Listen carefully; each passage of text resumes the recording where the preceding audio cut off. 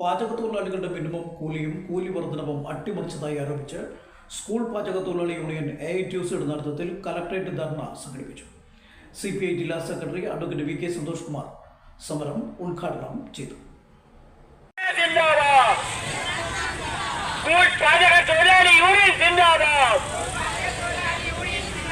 വിദ്യാഭ്യാസ മന്ത്രി നൽകിയ ഉറപ്പുകൾ പാലിക്കാൻ സംസ്ഥാന സർക്കാർ തയ്യാറായിട്ടില്ലെന്നാരോപിച്ചാണ് സ്കൂൾ പാചകത്തൊഴിലാളികൾ സമരം നടത്തിയത്.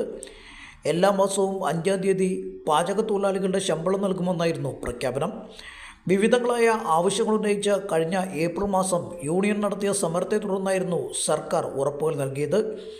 എന്നാൽ ആ മാസം പോലും ശമ്പളം കൃത്യസമയത്ത് നൽകാൻ ബന്ധപ്പെട്ടവർക്കായില്ലെന്ന് സമരക്കാർ ആരോപിച്ചു. സ്കൂൾ പാചകത്തൊഴിലാളികളെ തൊഴിലാളികളായി കാണാൻ ഇടതുപക്ഷ സർക്കാർ തയ്യാറാക്കണമെന്ന് സമരം ഉദ്ഘാടനം ചെയ്ത് CPI ജില്ലാ സെക്രട്ടറി VK സന്തോഷ് കുമാർ ആവശ്യപ്പെട്ടു. മിനിമം വേതനം നൽകാൻ സർക്കാർ തയ്യാറാകണം. വിദ്യാഭ്യാസ മേഖലയിൽ ജോലി ചെയ്യുന്ന അധ്യാപകർക്കടക്കം ശമ്പള വർധന ഏർപ്പെടുത്തുമ്പോഴും പാചകത്തൊഴിലാളികൾക്ക് ഇത് ലഭിക്കുന്നില്ലെന്ന് അദ്ദേഹം ചൂണ്ടിക്കാട്ടി. അവധി ദിനങ്ങളിലെ ശമ്പളം വെട്ടിക്കുറയ്ക്കുകയാണ് സർക്കാർ ചെയ്യുന്നത്. എന്നാൽ അധ്യാപകർ ഉൾപ്പെടെയുള്ളവർക്ക് അവധി ദിനങ്ങളിലും വേതനം നൽകാൻ സർക്കാർ തയ്യാറാവുന്നു. ഈ സ്ഥിതിവിശേഷം മാറണമെന്ന് അദ്ദേഹം ആവശ്യപ്പെട്ടു.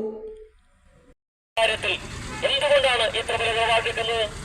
പലപ്പോഴും കേന്ദ്ര സർക്കാർ പറയുന്നത്, വകുപ്പ് മന്ത്രി പറയുന്നത്, കേന്ദ്രത്തിൽ നിന്ന് കിട്ടാനുള്ള ഒരു ചെറിയ ശതമാനം ഞങ്ങൾക്ക് കിട്ടാനുണ്ട്, ആ തുക കിട്ടാത്തതുകൊണ്ടാണ് ഇത് കൊടുക്കാത്തത് എന്ന നിലയിലേക്കല്ല പറയുന്നത്.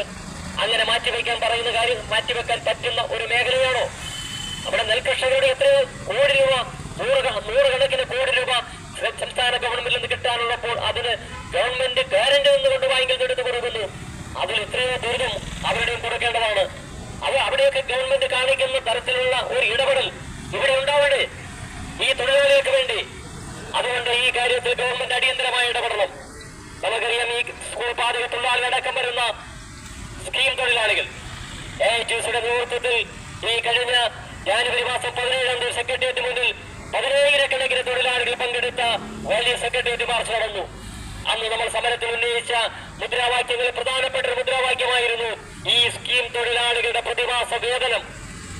ദിവസവേതനമല്ല, പ്രതിമാസ വേതനം 26,000 രൂപയായി എല്ലാ സ്കീം തൊഴിലാളികൾക്കും കൊടുക്കണം.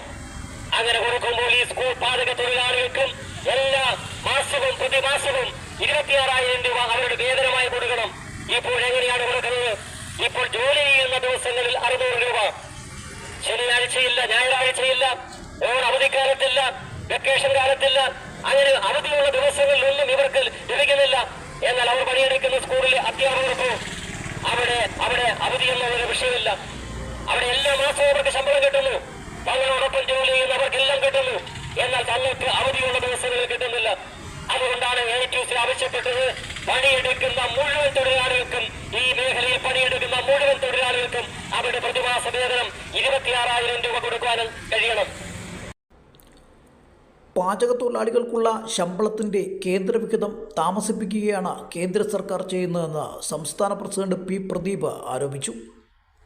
അന്ന് ഈ യോഗത്തിലെടുത്ത മന്ത്രിമാർ പങ്കെടുത്ത യോഗത്തിലെടുത്ത യൂണിയൻ നേതാക്കന്മാരുടെ ആവശ്യപ്രകാരം എടുത്ത തീരുമാനത്തിലെ ആ തീരുമാനമെടുത്ത മാസം പോലും 5-ാം തീയതിക്കുള്ളിൽ ശമ്പളം കൊടുക്കാൻ സർക്കാരിന് കഴിഞ്ഞിട്ടില്ല എന്ന് ഉള്ള വളരെ പ്രധാനപ്പെട്ട ഒരു പ്രശ്നം ഇപ്പോഴും നിലനിൽക്കുകയാണ്.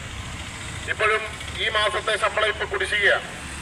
ജൂലൈ മാസത്തെ ശമ്പളം കിട്ടിയത് ഓഗസ്റ്റ് മാസത്തിലാണ്. ജൂലൈ മാസത്തെ ശമ്പളം കിട്ടിയത്. ജൂലൈ മാസത്തെ ശമ്പളവും ഓണത്തിനുള്ള അലവൻസും കൂടി ഇന്നലെ രാത്രിയോടുകൂടിയാണ് മിക്കവാറും തൊഴിലാളികളുടെ അക്കൗണ്ടിലേക്ക് പൈസ വന്നത്. ഓണത്തിന് ഇനി ഏതാനും ദിവസങ്ങൾ മാത്രമാണ് ബാക്കി നിൽക്കുന്നത്. ഇപ്പോഴും കോട്ടയം ജില്ലയിലെ പല സബ് ഡിവിഷനിലെ AU ഡിവിഷനുകളിലും പരിശോധിച്ചാൽ പല തൊഴിലാളികളുടെയും അക്കൗണ്ടിലേക്ക് ആ AU ഡിവിഷനുകളിലെ തൊഴിലാളികൾക്ക് ശമ്പളവും ഓണത്തിന്റെ അലവൻസും വന്നിട്ടില്ല എന്നത് കൂടി നമുക്ക് കാണാനായി കഴിയുന്നുണ്ട് ജില്ലയിൽ. ജില്ലാ പഞ്ചായത്ത് അംഗങ്ങളായ Shubhesh Sudhakar, PS Pushpavani, John V. Joseph, municipal councillor AB Kunnepparambil തുടങ്ങിയവരും സംസാരിച്ചു.